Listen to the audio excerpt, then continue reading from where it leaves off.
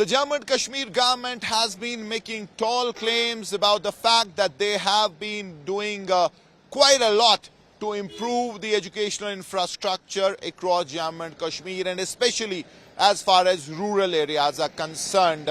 Every year, crores of rupees are spent, at least on papers, they're shown to have been spent on upgrading infrastructure, bringing it at par with international and national standards. But today we are showcasing a story that really exposes these tall claims. Visuals, shocking visuals coming in from the Yaripura area of Kulgam in South Kashmir, where students of a small government school, a primary school, small kids, second, third, fourth, fifth class kids are forced to study out in the open because from the last many decades they do not have the basic school building from where the school can function in. In spite of complaints to the Lieutenant Governor's grievance cell, to the President Umar Abdullah dispensation, they are yet to get this very basic educational infrastructure. The result is that these kids who can't even complain, small kids,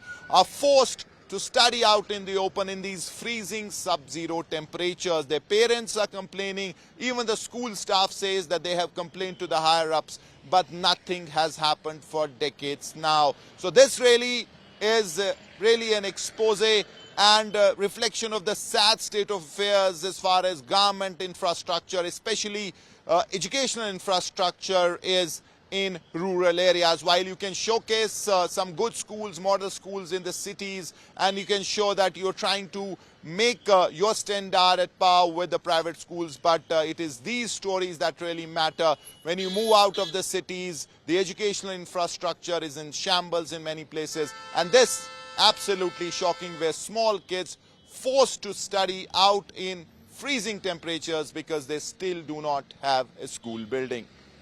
Campus and Tariq Lone, Mir Farid, Srinagar for India Today.